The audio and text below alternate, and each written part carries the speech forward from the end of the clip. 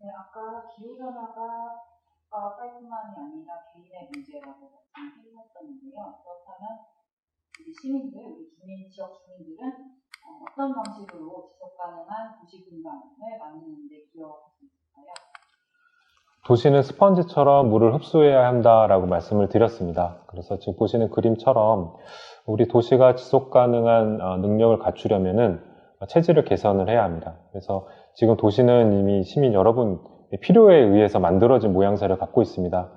예를 들자면 이제 과거에는 땅이 질척거리고 그러면 이제 불편하고, 그리고 차를 내가 샀는데 빨리 달리게 하고 싶고, 그리고 내 건물을 조금 더 크게 지어서 내 방 혹은 내 아이들의 방을 좀 더 넓게 하고 싶고, 또 더우면 또 에어컨을 쉽게 틀고 싶고, 이런 이제 다양한 개인의 욕구들이 모여서 건물의 모양을 만들고, 이 건물들의 모양이 모여서 도시의 모양을 갖추게 될 것인데요.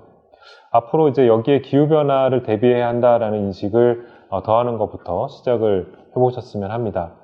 보시는 것처럼 이미 어떠한 생각으로 우리가 이 도시를 바라볼까에 대한 이슈들이 논의가 되고 있는 상황인데요. 교통수단 같은 경우에는 벌써 친환경 교통수단으로서 전기자동차에 대한 사회적 참여, 그리고 개인의 참여가 활발하게 이루어지고 있는 반면에, 친환경 건축물에 대해서는 앞서 데이터로 또 설명을 드렸지만 이 부분들은 좀 약한 감이 없지 않아 있습니다. 기후변화에 대비하자라는 이런 인식이 이제 생기게 되면 기존에 아무렇지도 않게 그냥 우리가 행했던 일상들이 이제 달라져 보이게 되실 겁니다. 저도 이제 그 때문에 연구 주제를 과거의 도시 계획, 도시 설계, 전통적인 도시 계획, 도시 설계만 바라보던 연구 주제와 좀 다른 새로운 차별적 시각을 갖게 된 계기가 또 되었습니다. 다음에 이제 콘크리트 빛깔의 회색 인프라를 이제 녹색 인프라로 바꿔보시기를 또 권해드립니다. 또 이건 무슨 얘기냐라고 궁금증을 갖고 계실 거라고 생각이 듭니다. 어떤 단독주택에 사시는 분들은 옥상에 초록색 페인트를 이제 칠하고서는 나는 옥상을 녹화했다라고 하실 수 있겠습니다. 문법적으로 굉장히 맞죠. 옥상이 초록색이 됐기 때문에. 근데 그 위에 화분을 하나씩 놓아보시면 진정한 의미의 옥상 녹화, 그리고 아주 작은 수준의 녹색 인프라를 만드시게 되는 겁니다. 그래서 콘크리트로 내가 질척되는 정원이 싫어서 포장된 정원을 조금씩 뜯어서 우리가 노출되는 흙에 꽃하고 나무를 심어 보시고, 또 아파트에 사시는 분들은 아파트 조경을 함께 가꿔보시는 일을 시작해 보시면 우리가 가까이 있는 이 개인 공간에서부터 작은 녹색 인프라가 하나둘씩 만들어져야 하는 과정을 겪게 될 것이고, 도시 전체로 분위기를 바꿔 나가게 될 것입니다. 앞서 말씀드린 것처럼 이 도시와 건물은 우리의 욕구에 따라서 만들어진 하나의 물리적 형태라고 설명드릴 수 있기 때문에, 이런 식으로 우리가 도시 안에서 녹색 인프라를 개인들이 만들어 나갈 필요성이 있다라고 마을 인식을 전환을 하고, 그리고 실천을 하시게 되면 우리가 살고 있는 도시가 스펀지처럼 물을 머금을 수 있게 되고요. 또 나아가서 이 그림의 하단에서처럼 집중호우가 와도 맨홀에서 이렇게 역류가 되는 홍수 문제에도 막을 수가 있게 되고, 또 집중호우에 따른 폭염에도 견딜 수 있게 될 것입니다. 그래서 녹색 인프라를 만들어가는 일에 이제 동참하시게 되면, 특히 이제 우리 동네에 하수도가 어디에 있는지, 또 어디서 역류를 하는지, 또 어디서 역류를 했기 때문에 철수네 집이 잠겼는지, 이런 부분들을 이제 알게 되시게 될 것이고요.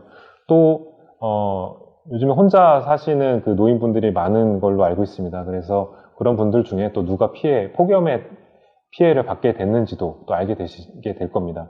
그렇게 되면 이제 동네에서 안전한 건물은 어디에 있고, 또 홍수 피해가 만약에 예상이 된다고 하면 안전한 위치가 어디에 있는지 또 지리적으로 잘 알게 되시게 될 겁니다. 그래서 이런 이제 마을 단위 정보는 이런 시청이나 도청에서 또 감히 알 수 없는 굉장히 구체적인 정보이자 또 굉장히 자세한 정보가 되는데요.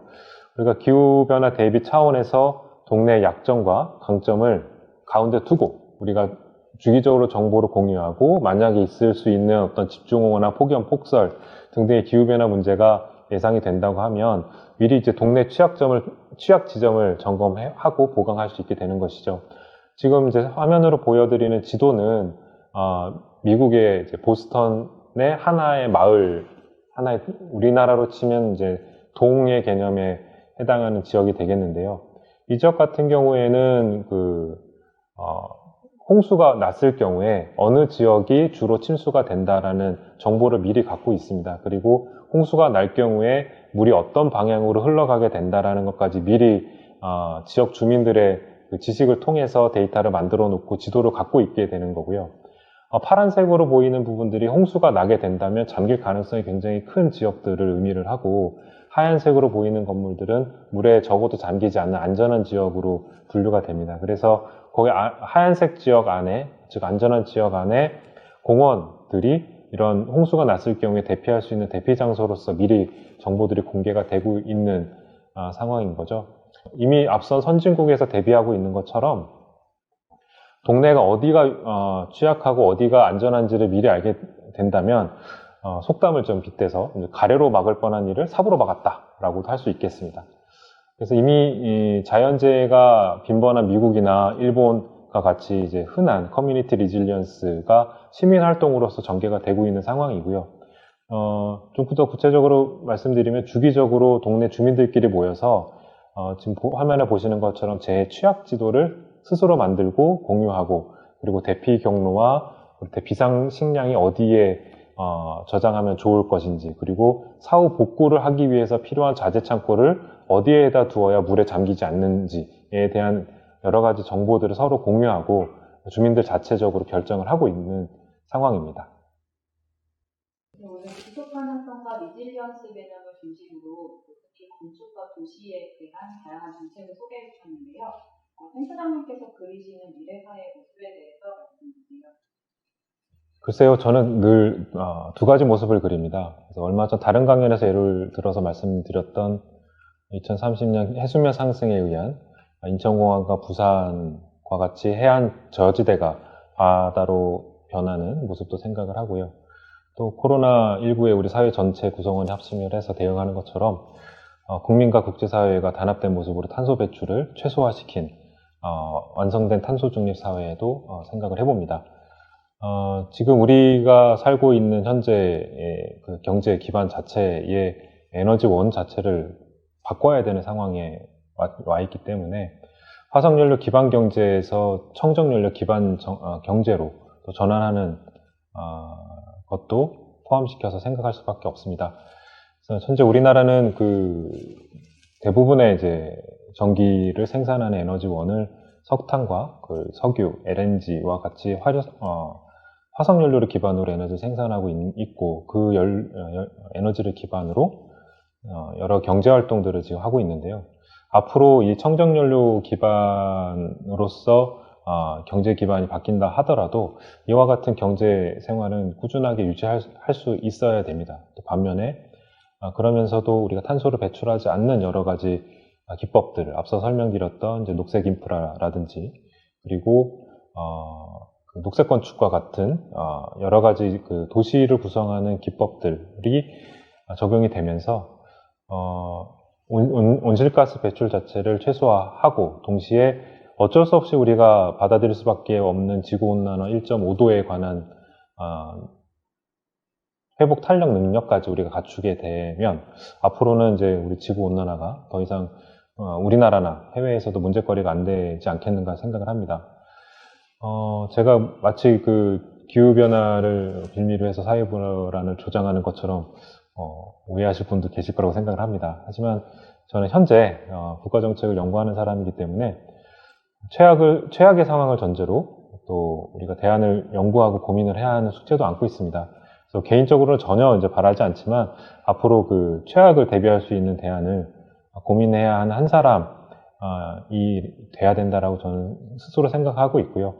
물론 이제 저도 그 누구보다도 그 탄소가 배출되지 않는 탄소 중립 사회, 즉 청정연료 기반의 경제를 갖춘 미래와 사회가 되기를 기대하고 있습니다.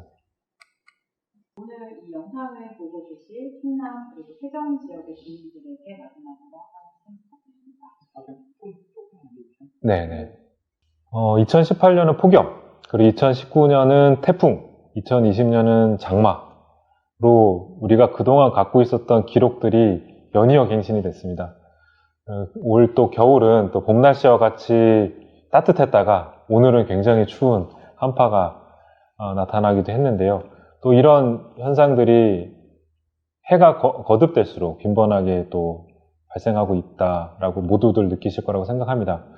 국제사회는 이제 앞으로 지구 평균 온도가 1.5도씨만 상승을 해도 이런 기상현상의 극한치가 계속 지속적으로 반복해서 발생할 것이다라고 예견을 하고 있습니다. 보시는 이제 그림처럼 우리가 충청남도 지역을 놓고 보더라도 최선을 다해서 지구 온도를 1.5도씨만큼 높이는데 노력을 함에도 불구하고 해수면 상승을 어쩔 수 없이 받아들여야 되는 지역들이 있습니다. 뭐 서산이라든지 태안이라든지 그렇지 않고 지금처럼 우리가 마저 경제활동을 하면서 탄소 배출을 꾸준하게 하고 지낸다면 왼쪽에서 보시는 그 그림처럼 더 많은 지역들이 해수면 상승에 의한 피해를 얻게 되실 것이고요. 지금 저 지역들은 여러분들이 거주하시거나 아니면 농사를 짓거나 축사를 운영하시는 또 경제 활동의 기반이 되기도 합니다. 그래서 이런 이제 환경적 변화에 이제 자주 노출이 될 가능성이 높은 상황에 와 있다라고 말씀드릴 수 있겠는데요. 특히 이제 경제적으로나 고령이시거나 또 장애로 거동이 어려우신 분들한테 더 큰 잠재적인 위험이라고 설명드릴 수 있겠습니다.